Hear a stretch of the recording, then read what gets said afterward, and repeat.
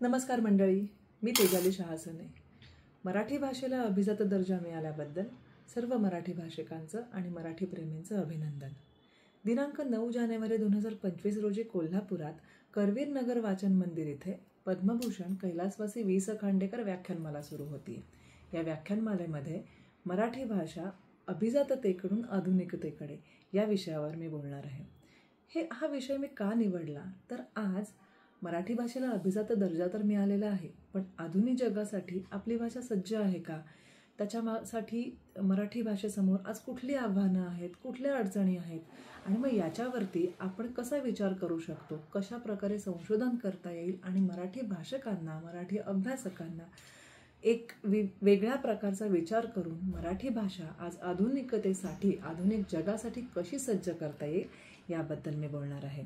तर सर्व मराठी भाषकांना, कोल्हापुरातल्या सर्व मराठी प्रेमींना माझी विनंती आहे की तुम्ही या व्याख्यानाला, तुमच्याशी बोलायला, तुमच्यासमोर माझे विचार मांडायला मी उत्सुक आहे. नक्की भेटूया.